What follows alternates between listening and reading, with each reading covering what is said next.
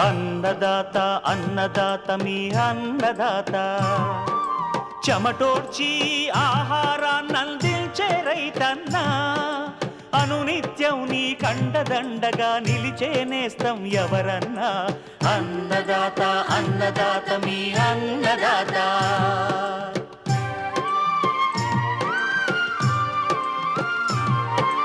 నూతన రీతుల సాగుబడికి నూరింతలు పెరిగే దిగుబడికి సూచనలిచ్చే సస్య రక్షణకు పశు పోషణకి శాస్త్ర విజ్ఞానం అందించి ముందుకు నడిపే తెలుగు రైతు భారతదేశానికి మకుటం అయ్యేలా తీర్చిదిద్దే ఆశయంతో మిమ్ము మేలు కొలిపేది అన్నదాత అన్నదాత అన్నదాత మీ అన్నదాత అన్నదాత అన్నదాత మీ అన్నదాత.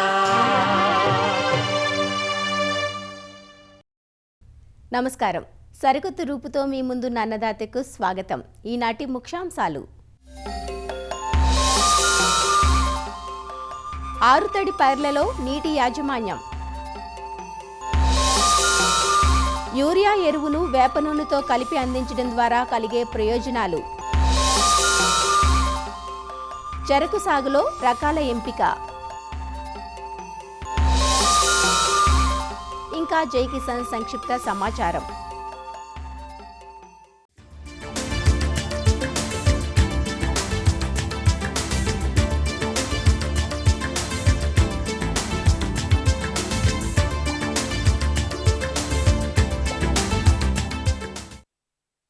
వాణిజ్య పంటగా ఉభయ తెలుగు రాష్ట్రాల్లో సాగుతోంది చెరకు. చెరకు పంటను రైతులు నీటిపారుదల క్రింద జనవరి నుంచి మార్చి మాసాల మధ్య నాటుకుని సాగు చేస్తారు. అక్కడక్కడ రైతులు వర్షాధారంగాను జూన్ జూలైలో నాటి సాగు చేస్తారు. చెరకు సాగులో మేలు రకాల ఎంపికతో పాటు ఆధునిక సాగు విధానాలైన వెడల్పు చాళ్లు, డ్రిప్, ఫెర్టిగేషన్ విధానాలను ఆచరించినట్లయితే ఎకరాకు 60 నుంచి 80 టన్నుల అధిక దిగుబడులను సాధించే అవకాశం ఉంటుంది. ఉత్తర కోస్తా జిల్లాలలో ఇప్పటికే కొన్ని ప్రాంతాలలో చెరకు నాటుకోగా మరికొందరు నాటేందుకు సిద్ధమవుతున్నారు. చెరకు సాగులో రకాలు, విత్తన ఎంపిక గురించి తెలియజేస్తున్నారు ఆచార్య ఎన్జీ రంగా వ్యవసాయ విశ్వవిద్యాలయం అనకాపల్లి ప్రాంతీయ వ్యవసాయ పరిశోధనా స్థానం associate director of research doctor Bharathalakshmi. ఉత్తర కోస్తా మండలంలో సుమారుగా 45,000 హెక్టార్లో ఈ చెరకు పంటని సాగు చేస్తున్నారు.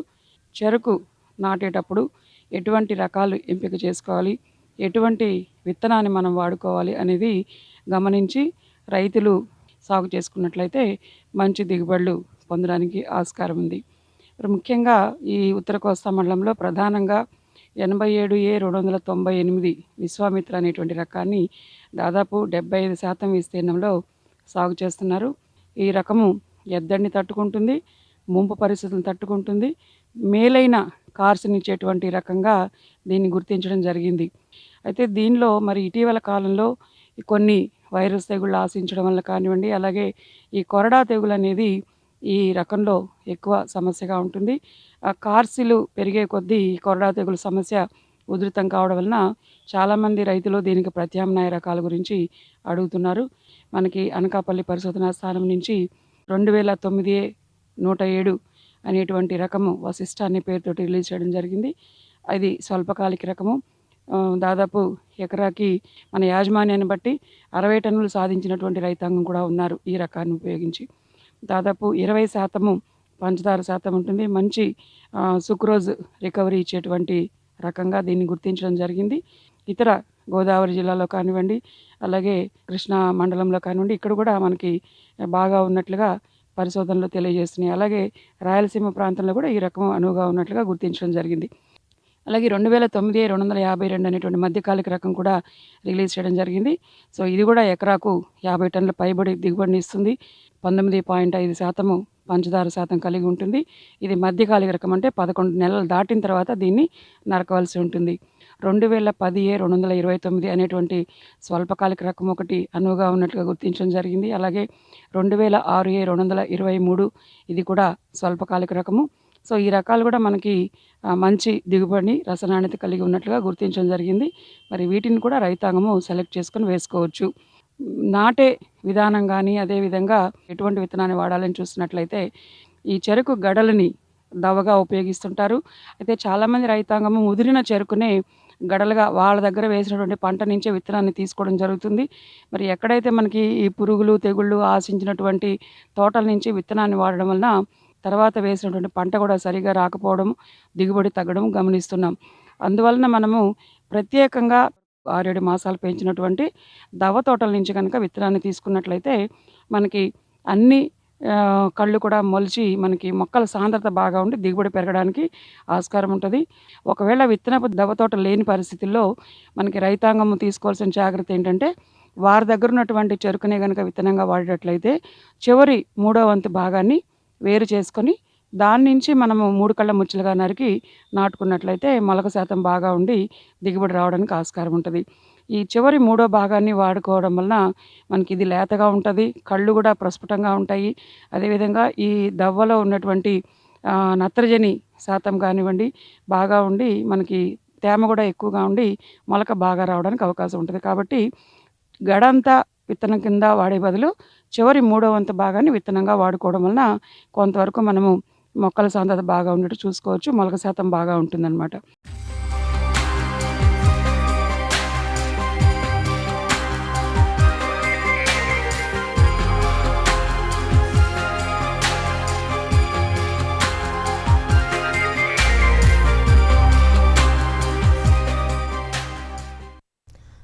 మనిషి మనుగడకు, పంటల సాగుకు నీరే ప్రాణాధారం.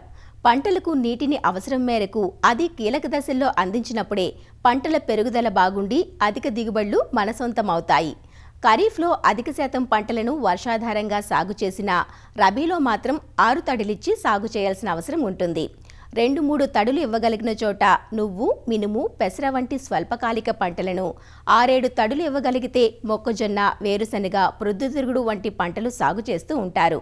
కూరగాయ పంటలకు నీటి అవసరం మరింత ఎక్కువగా ఉంటుంది. అందున వేసవిలో అధిక ఉష్ణోగ్రతలు ఉంటాయి కాబట్టి నేల నుంచి ఆవిరి అయ్యే నీటి శాతం కూడా పెరుగుతుంది. అందువల్ల మొక్కల పెరుగుదలకు ఎక్కువ నీరు కావాల్సి వస్తుంది. అయితే పంటను బట్టి, పంట దశను బట్టి ఈ నీటి వినియోగం మారుతూ ఉంటుంది. పంటలకు నీరు తప్పనిసరిగా అవసరమైన దశలను సున్నిత దశలు అంటారు. ఈ సున్నిత దశల్లో కనుక పంట బెట్టకు గురైతే దిగుబడులు దెబ్బతినే ప్రమాదం ఉంటుంది. అందువల్ల పైరు సున్నిత దశలను గుర్తించి తప్పనిసరిగా నీటి తడులివ్వాలి. వేసవిలో సాగు చేసే 6 తడి పైర్లలో నీటి యాజమాన్యం గురించి, నీటికి స్పందించే సున్నిత దశల గురించి ఈరోజు అన్నదాతలో చూద్దాం. నీటి వసతి ఉన్న రైతులు వేసవిలో 6 తడి పంటలు వేసుకోవడం పరిపాటి. సాధారణంగా మొక్కజొన్న, మినుము, పెసర, వేరుశెనగ, నువ్వు, ప్రొద్దుతిరుగుడు వంటి పంటలను సాగు చేస్తారు. ముఖ్యంగా బోదెలు, మడులు, బిందు, తుంపర్ల సేద్య పద్ధతుల ద్వారా నీటిని పారిస్తూ ఉంటారు. ఒక్కో పంటకు ఒక్కో రకంగా నీటి అవసరం ఉంటుంది. ముందుగా ఆహార ధాన్యపు పంటైన మొక్కజొన్నను చూస్తే తేలికపాటి నేలల్లో మొక్కజొన్నను సాగు చేసినప్పుడు 14 నీటి తడులు అవసరమవుతాయి. అదే నల్ల నేలలు, బరువైన నేలల్లో మొక్కజొన్నను వేస్తే 6 నుంచి 8 నీటి తడులు ఇవ్వాల్సి వస్తుంది. పంటల్లో కొన్ని దశలను నీటికి సున్నిత దశలుగా పరిగణిస్తారు. ఈ దశలో నీటి ఎద్దడి తలెత్తితే దిగుబడులు గణనీయంగా తగ్గిపోతాయి. సాధారణంగా మొక్కజొన్నలో విత్తిన నెల రోజులు, పైరు పెరిగే దశ, మోకాలెత్తు దశ, జల్లు దశ, గింజకట్టు దశలు నీటికి సున్నిత దశలు కాబట్టి ఈ దశల్లో నీటి ఎద్దడి తలెత్తకుండా చూడాలి. అదే దుక్కి దున్నకుండా చేపట్టే జీరో టిల్లేజ్ పద్ధతిలో 45, 60, 80, 90 రోజులకు నీటి తడులను ఇవ్వాలి. విత్తిన నెల రోజుల వరకు మొక్కజొన్నలో నీరు నిల్వకుండా చూడాలి. నీటి నిల్వ ఉంటే మొలక శాతం తగ్గుతుంది. అంతేకాదు మొక్కలు ఎర్రబారి పైరు ఎదగదు. మొక్కకు బిందు సేద్యం ద్వారా నీటిని పారించినప్పుడు 25% నీరు ఆదా అవుతుంది. నీటి వినియోగ సామర్థ్యం పెరుగుతుంది. అంతేకాదు 10 నుంచి 20% దిగుబడులు పెరుగుతాయి. రబీలో విత్తుకునే పప్పు దినుసు పంటలైన మినుము, పెసర్లలో 4-5 తడులివ్వాలి. పైరు మొగ్గ తొడిగే దశ, కాయ పెరిగే దశల్లో నీటి ఎద్దడి తలెత్తకుండా చూడాలి. అదే వరి మాగాణుల్లో విత్తుకున్న మినుము పెసర పైర్లకు మాత్రం నేలల రకాన్ని బట్టి 2-3 నీటి తడులిస్తే సరిపోతుంది. రబీ వేరుశనగ పైరుకు వారం రోజులకొక నీటి తడిని అందించాలి. మొక్కలు ఉదయపు వేళ వాడినట్లు కనిపిస్తే నీటిని పారించాలి.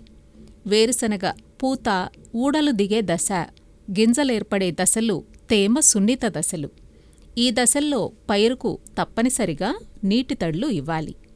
వేరుశనగ పంటకు తుంపర సేద్య పద్ధతి అత్యంత అనువుగా ఉంటుంది. ఈ పద్ధతిలో నీరిచ్చినప్పుడు 40-50% నీరు ఆదా అవుతుంది. వేరుశనగకు తక్కువ నీటిని ఎక్కువసార్లు అందించినప్పుడు పైరు ఎదుగుదల బాగుంటుంది. నువ్వులో పూత కాయ అభివృద్ధి చెందే దశలోనూ గింజ నిండుకునే దశలోనూ నీటి ఎద్దడి తలెత్తకుండా చూడాలి. విత్తిన వెంటనే మొదటి నీటి తడి ఇవ్వాలి. విత్తిన 20, 35, 45, 60 రోజులకు నీటి తళ్లను పారించాలి. రకాల కాలపరిమితిని బట్టి దీర్ఘకాలిక రకాలకు ఒక తడి ఎక్కువ అవసరం ఉంటుంది. ప్రొద్దుతిరుగుడులో పైరు నిలదొక్కుకున్న దగ్గర్నుంచి పూత దశ వరకు నీటి ఆవశ్యకత ఎక్కువగా ఉంటుంది. పూత గింజకట్టు దశల్లో నీరు అందకుంటే పంట ఉత్పాదకత, గింజల్లో నూనె శాతం తగ్గుతుంది. కీలక దశల్లో నీటిని అందించడం ద్వారా గింజల్లో మాంసకృత్తులు, ఎమైనో ఆమ్లాలు వృద్ధి చెందుతాయి. నీటిని కాలువల ద్వారా పారించడం కంటే బిందు, తుంపర సేద్య పద్ధతులను అవలంబించాలి. వృధా నీటిని నేలలో ఇంకేలా ఇంకుడు గుంతలను ఏర్పాటు చేసుకోవాలి. బిందు సేద్యం వల్ల 25-40% నీరు ఆదా కావటం, దిగుబడి పెరగటం, ఎగుడు దిగుడు భూముల్లోనూ ఇబ్బందుల్లేకుండా పైర్లకు నీటిని పారించే వీలుండటం, నీటితో పాటే ఎరువులను అందించటం వంటి ప్రయోజనాలున్నాయి. అదే తుంపర సేద్యం ద్వారా నీటిని అందిస్తే 25-30% నీటి పొదుపుతో పాటు దిగుబడిలో 20% పెరుగుదల ఉంటుంది. అంతేకాదు పొలమంతటా సమంగా నీరు అందటం, నేలకోత తగ్గటం వంటి ప్రయోజనాలు ఉన్నాయి.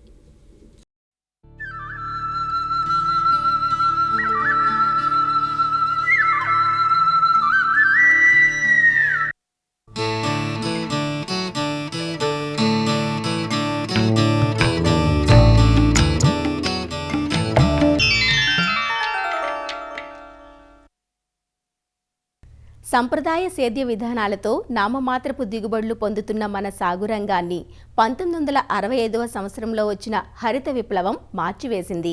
సూటి రకాల కన్నా అధిక దిగుబడులనిచ్చే హైబ్రిడ్ వంగడాలు, సేంద్రియ ఎరువులకు బదులుగా రసాయన ఎరువుల వాడకం పెరిగింది. ప్రారంభంలో అధిక దిగుబడులతో సాగురంగం కళకళలాడినా తరువాతి కాలంలో భూభౌతిక లక్షణాలు దెబ్బతిని నానాటికి కాలుష్యం పెరిగిపోయి పర్యావరణానికి ముప్పుగా మారింది. శాస్త్రవేత్తలు సూచించిన మోతాదు కన్నా ఎక్కువ మొత్తంలో రసాయన ఎరువులను వాడటమే ఇలాంటి పరిస్థితికి ప్రధాన కారణం. అలా కాకుండా సమగ్ర పోషక విధానంలో భాగంగా సేంద్రియ ఎరువులకు అనుబంధంగా మాత్రమే రసాయన ఎరువులను వాడితే నాణ్యమైన ఉత్పత్తులను పొందే అవకాశం ఉంటుంది. నత్రజనిని అందించేందుకు రైతులు ఎక్కువగా యూరియాను వాడుతూ ఉంటారు. యూరియాను నేరుగా వాడటం కంటే వేప నూనెతో కలిపి వాడటం ఎంతో ప్రయోజనకరంగా ఉంటుంది. వేప నూనెతో కలిపి యూరియాను వాడటం వలన నత్రజని వినియోగ సామర్థ్యాన్ని పెంచడంతో పాటు చీడపీడలను కూడా అదుపులో ఉంచవచ్చునని పలు పరిశోధనలు రుజువు చేశాయి. యూరియాకు వేప నూనెను కలిపి పంటలకు అందించడం వల్ల కలిగే ప్రయోజనాలేమిటో, ఎలా కలుపుకోవాలో ఈనాటి కార్యక్రమంలో తెలుసుకుందాం.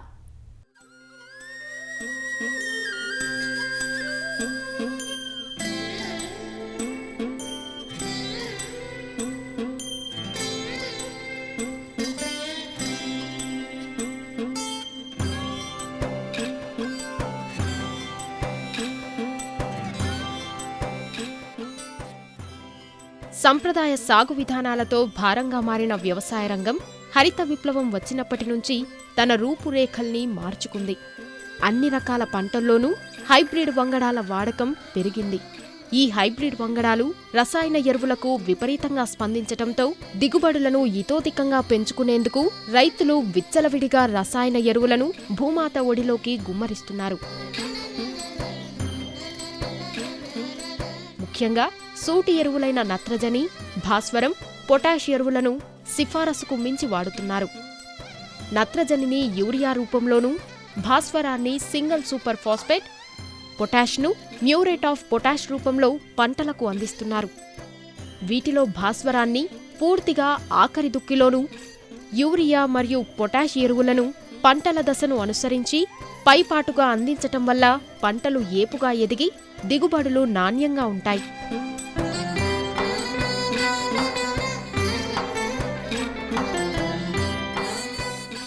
సాధారణంగా యూరియాను పంటలకు వేస్తే అందులో 60% వరకు అమోనియా నైట్రేట్ ఆక్సైడ్గా మారి గాలిలో కలిసిపోతుంది.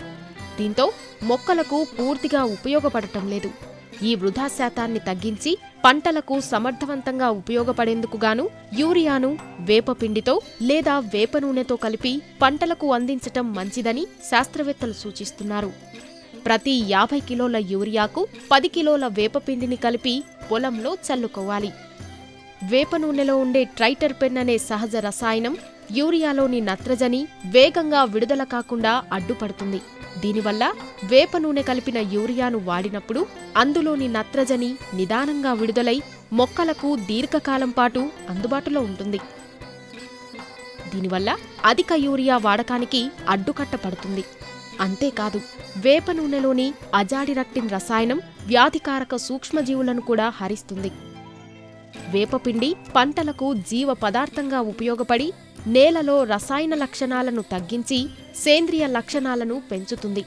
నీటి తడులను అందించినప్పుడు భూమిలో తేమ శాతాన్ని ఎక్కువ రోజుల పాటు ఉంచి కొంతవరకు బెట్ట పరిస్థితులను కూడా తగ్గించే గుణం ఈ వేపకు ఉంది. వేప నూనె కలిపిన యూరియాను వాడినప్పుడు అందులో ఉండే విష రసాయనాలైన క్వినైన్, నింబిస్, నీమ్ వంటి స్రావక కారకాల వల్ల పంటల్లో కాండం తొలిచే పురుగు, ఆకుముడత వంటి చీడలు ఆశించవని పరిశోధనలు రుజువు చేశాయి. ఇప్పటికే అనేక మంది రైతులు తెగుళ్ల నివారణకు వేప నూనెను పురుగు మందులతో కలిపి పిచికారీ చేసి మంచి ఫలితాలు పొందుతున్నారు.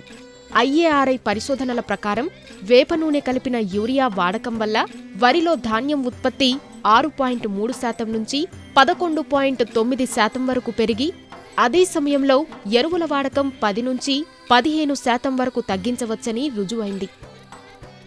అందుకే ప్రభుత్వ కంపెనీలతో పాటు ప్రధాన ఎరువుల కంపెనీలన్నీ వేప నూనె కలిపిన యూరియానే ఉత్పత్తి చెయ్యాలన్న నిబంధన తప్పనిసరి అయింది. కేంద్ర ప్రభుత్వం వేప నూనె లేదా వేపపిండి కలిపిన యూరియా వాడకాన్ని 35% నుంచి 100%కి పెంచింది. దీనివల్ల కల్తీ పాలు, కల్తీ కల్లు, నాటుసారా తదితర ఉత్పత్తుల అక్రమ తయారీని నిరోధించవచ్చని ప్రభుత్వం భావిస్తోంది. కాబట్టి రైతులు ఎరువుల వినియోగంపైనే కాదు, పంటలకు అందించే విధానంపైన కూడా అవగాహన పెంచుకుంటే అటు పెట్టుబడులను తగ్గించుకోవటంతో పాటుగా నాణ్యమైన అధిక దిగుబడులను కూడా పొందవచ్చు.